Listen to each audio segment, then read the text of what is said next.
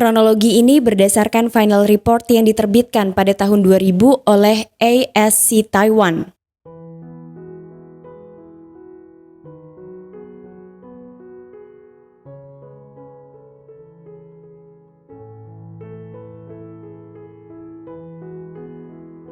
Assalamualaikum warahmatullahi wabarakatuh. Hai, hello Delvers, terima kasih kamu udah klik video ini. Ketemu lagi sama aku Tamara Delv. Dan di video kali ini aku akan membahas mengenai sejarah penerbangan Uni Air 873. Uni Air sendiri adalah maskapai yang berasal dari Taiwan, didirikan tahun 1998 dan merupakan anak perusahaan dari Eva Air. Siang hari di Taipei, tanggal 24 Agustus 1999, Uni Air 873 terjadwal terbang dengan rute Bandara Songshan menuju ke Bandara Hualien di Taiwan. Penerbangan ini akan menggunakan pesawat McDonnell Douglas MD-90 yang telah mengumpulkan 4.929 total jam terbang. Uni Air 873 take off dari Songshan pada pukul 12:16 siang waktu setempat dengan membawa 96 orang penumpang. Kapten yang tidak diketahui namanya berusia 41 tahun dengan 6.532 total jam terbang. Beliau bertugas sebagai pilot monitoring. Sementara itu, pilot penerbangnya adalah sang first officer yang juga tidak diketahui namanya. Beliau berusia 35 tahun dengan 5.167 total jam terbang. Setelah pesawat itu take off, sekitar 5 menit kemudian pesawat dikonfirmasi berada di ketinggian 10.000 kaki. Penerbangan menuju ke Hualien ini akan ditempuh kurang lebih selama 20 menit. Perjalanan dari Songshan normal dan juga lancar, cuaca saat itu cerah dan pesawat semakin lama semakin mendekat ke bandara. Saat itu, Kapten langsung menghubungi menara kontrol dan mengatakan bahwa posisi pesawat sekitar 50 mil dari bandara.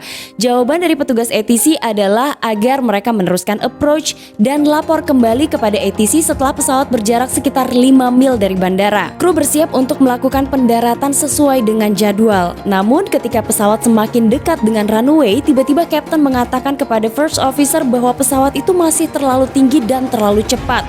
First Officer saat itu berusaha keras untuk mulai penurunan yang stabil. Uni Air 873 akhirnya mendarat di runway 21 pada pukul 12:36 menit 6 detik. Namun benar saja apa yang dikatakan Kapten, karena pada saat pesawat itu touchdown, pesawat mengalami hard landing. Pesawat itu terpental dan terus meluncur di runway dengan sangat cepat. Kapten saat itu panik dan langsung mengambil alih kontrol penerbangan.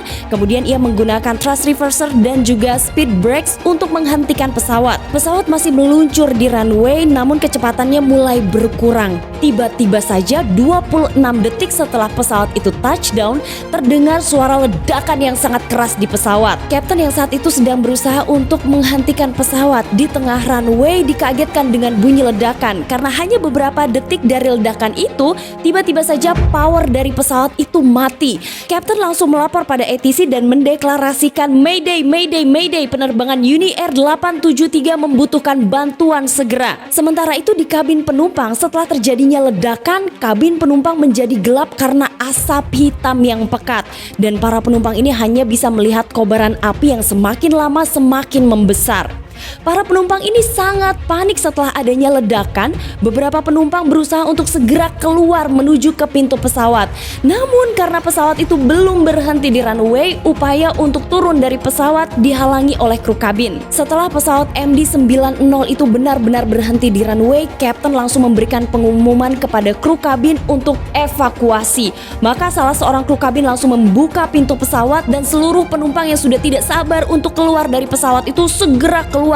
Karena ternyata mereka ini mulai sesak, tidak bisa bernafas, dan mereka mulai ketakutan karena api yang berkobar semakin lama semakin membesar. 96 orang penumpang di dalam pesawat itu hanya memiliki waktu beberapa detik sebelum pesawat itu benar-benar hangus terbakar. Kapten masih melakukan tugas terakhirnya di ruang kokpit bersama dengan First Officer. Setelah itu ia meminta First Officer untuk keluar, sementara Kapten masih melakukan pemeriksaan di kabin penumpang. Ia menggunakan senter, berteriak apakah masih ada penumpang di dalam kabin tersebut. Setelah tidak mendengar adanya suara dari siapapun, Kapten menjadi orang terakhir yang keluar dari pesawat. Kita beralih ke evakuasi. Setelah menerima panggilan, layanan kedaruratan dan angkatan udara segera menuju ke lokasi kecelakaan pesawat Uni Air. Saat itu mereka berupaya untuk segera memadamkan api yang berkobar di pesawat. Api dapat dipadamkan pada pukul 13.45 siang waktu setempat. 96 orang penumpang di dalam pesawat itu langsung dievakuasi dan dilarikan ke rumah sakit. Kebanyakan dari penumpang ini mengalami luka bakar. Setelah tragedi penerbangan Uni Air ini, pihak rumah sakit menyebutkan bahwa ada 1 orang yang meninggal akibat luka bakar serius, sementara 95 orang lainnya dinyatakan selamat. Tim investigasi mulai memintai keterangan dari seluruh penumpang yang ada di dalam penerbangan 873. Salah satunya adalah dari pramugari yang bertugas. Nah, pramugari ini menceritakan bahwa pada saat pesawat mendarat, ia baru saja akan memberikan pengumuman, tapi tiba-tiba sebuah ledakan terjadi. Nah, ledakan itu sangat besar yang datangnya dari arah kiri bagian depan kabin. Setelah terjadinya ledakan, telinganya berdengung dan saat itu ia merasakan hembusan hawa panas. Hal yang sama juga ternyata diceritakan oleh para penumpang lain yang merupakan saksi atas peristiwa terbakarnya pesawat itu. Alat peledak dan cacat desain pada pesawat MD-90 ini diduga sebagai penyebab dari kecelakaan penerbangan 873.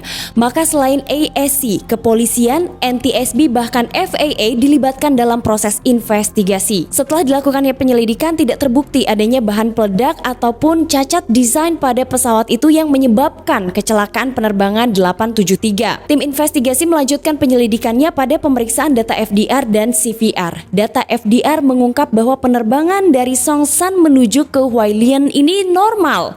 Dari rekaman CVR juga tim investigasi tidak mendengar adanya laporan masalah dalam penerbangan 873 hingga pesawat itu mendarat dan berhenti di runway. Dari rekaman CVR, tim investigasi juga tidak mendengar adanya laporan masalah dari kru penerbangan 873. Masalah baru terjadi ketika pesawat itu berada di runway. Nah, mereka mencoba untuk mendengarkan bunyi ledakan di dalam pesawat dari rekaman CVR. Tim investigasi mencoba untuk mengidentifikasi suara ledakan di penerbangan 873 dan mereka yakin bahwa suara ledakan itu bukan berasal dari alat peledak melainkan dari gas. Salah seorang investigator naik ke dalam pesawat yang telah hangus terbakar untuk melakukan pemeriksaan, menemukan apapun yang bisa menjadi sumber utama penyelidikan. Nah, akhirnya salah seorang investigator ini menemukan sebuah benda yang menarik perhatian di baris nomor 7C. Ia menemukan bagian atas dari sebuah botol yang ketika ia lihat tidak dalam kondisi hangus tapi dalam kondisi robek. Ketika ujung botol ini dicium, baunya seperti bahan bakar. Nah, beberapa investigator ternyata menemukan bagian lain dari botol yang diidentifikasi sama persis yang ditemukan di dalam pesawat. Botol itu kemudian dibawa ke laboratorium untuk diperiksa. Setelah dilakukan pemeriksaan, mereka menemukan bahwa botol itu adalah botol pemutih pakaian biasa, namun isinya adalah bahan bakar yang dikenal sebagai gasoline. Tim investigasi perlu mengetahui apa yang terjadi di Bandara Taipei. Mereka mencoba untuk mencari rekaman CCTV di Bandara Taipei. Beberapa kejadian diperiksa dan sampailah tim investigasi ini pada sebuah rekaman di mana salah seorang petugas keamanan bandara menahan seorang penumpang. Nah, ketika itu petugas keamanan terlihat sedang memeriksa beberapa botol, 2 di antaranya sama persis seperti yang ditemukan di dalam penerbangan 873. Namun pada saat tim investigasi melihat petugas keamanan itu ternyata tidak melakukan prosedur yang seharusnya. Petugas keamanan itu terlihat hanya mengambil botol, membaca, kemudian menaruhnya kembali dan memperbolehkan penumpang itu masuk ke dalam bandara.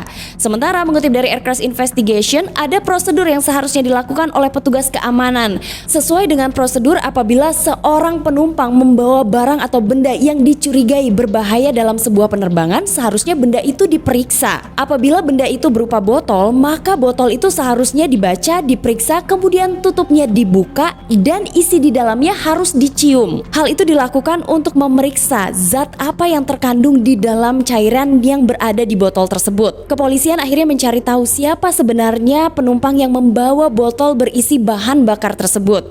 Sampailah mereka pada salah seorang atlet Taiwan yang bernama Ku Chin Sui. Nah, ia terlihat di rekaman CCTV membawa 2 botol itu, kemudian ia masukkan ke dalam tasnya, tapi menurut keterangan keterangan Koo Chin Sui sendiri, ia membawa botol itu kemudian memberikannya kepada kerabatnya yang ikut dalam penerbangan 873. Ia juga mengatakan ia tidak berniat melakukan sebuah tindakan kriminal dalam penerbangan 873. Koo Chin Sui ini diamankan oleh pihak kepolisian, kemudian dilakukan pemeriksaan dan sempat ditahan, namun akhirnya dibebaskan oleh pihak pengadilan karena tidak terbukti bahwa ia akan melakukan tindakan kriminal di penerbangan 873. Sementara itu, penyelidikan oleh tim investigasi dilanjutkan dengan memetakan semua kemungkinan yang sumbernya berasal dari botol yang berisi bahan bakar. Setelah melakukan pemetaan, tim investigasi mengetahui bahwa botol itu ditaruh di kompartemen, namun tutupnya tidak tersegel dengan baik sehingga isinya tumpah. Dan kemudian ada benda lain yang ditemukan oleh tim investigasi dengan jarak yang berdekatan dengan botol pemutih pakaian itu.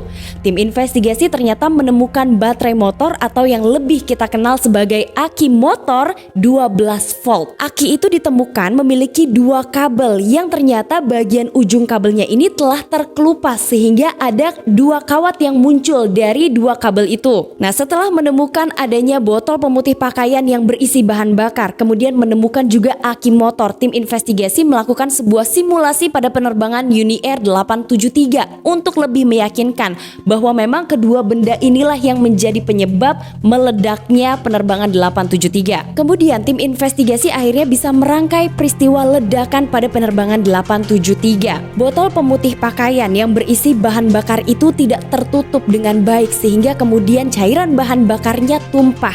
Nah, di sisi lain, di jarak yang hampir berdekatan ada sebuah aki motor dengan dua kabel yang terbuka. Pada saat pesawat itu mengalami hard landing, pesawat terpental, kemudian bagian aki motor ini kemungkinan terjatuh sehingga dua kabel itu saling terhubung. Pada saat dua kabel itu saling terhubung, timbullah percikan. Ketika percikan itu bertemu dengan bahan bakar, terjadilah sebuah ledakan besar di penerbangan 873. Setelah tragedi penerbangan Uni Air 873, maka tim investigasi memberikan beberapa rekomendasi. Dua di antaranya adalah pemeriksaan barang-barang yang masuk ke bandara ataupun masuk ke dalam pesawat ini harus diperiksa lebih ketat lagi. Kemudian pelatihan pada petugas keamanan ini harus ditingkatkan. Itulah informasi dari channel Tamara Delf mengenai penerbangan Uni Air 873. Semoga informasi di dalam video ini bermanfaat untuk kita semua. Hai halo Delvers, aku bakal langsung bacain 4 komen kalian ya dari video Air Canada 797. Yang pertama adalah dari Kak Ade Rifki. Assalamualaikum Kak Tamara. Waalaikumsalam.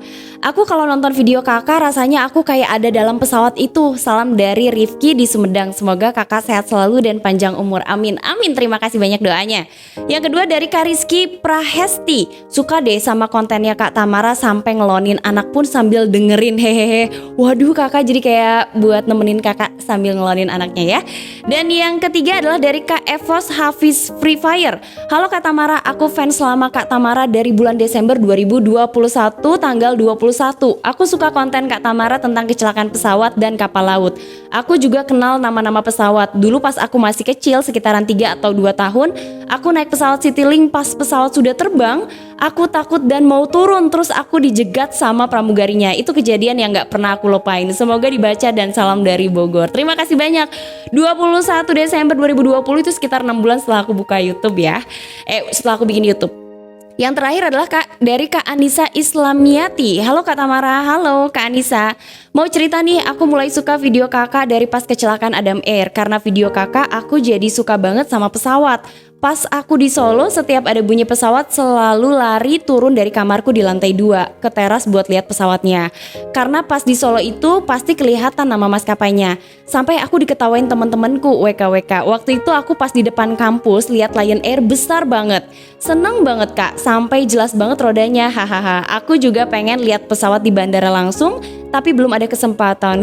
Semangat Kak buat kontennya, semoga banyak yang like dan subscribe. Amin. Amin, terima kasih banyak. Kak Nisa, aku doain bukan cuma lihat pesawatnya tapi bisa naik pesawat mana aja yang kakak pengen. Amin. Terima kasih kalian udah nonton video aku hari ini. Ada pelajaran baru yang kita dapetin ya dari video ini adalah yaitu tentang kenapa ada barang-barang yang tidak diperbolehkan naik ke dalam pesawat. Ternyata ada barang-barang yang memang berbahaya kalau kita bawa, bisa menyebabkan hal-hal yang buruk. Nah, jangan lupa di komen gimana komen kalian setelah kalian nonton video ini. Jangan lupa juga di subscribe, dinyalain lonceng notifikasi, dan sampai ketemu di episode selanjutnya. Assalamualaikum warahmatullahi wabarakatuh. Bye-bye.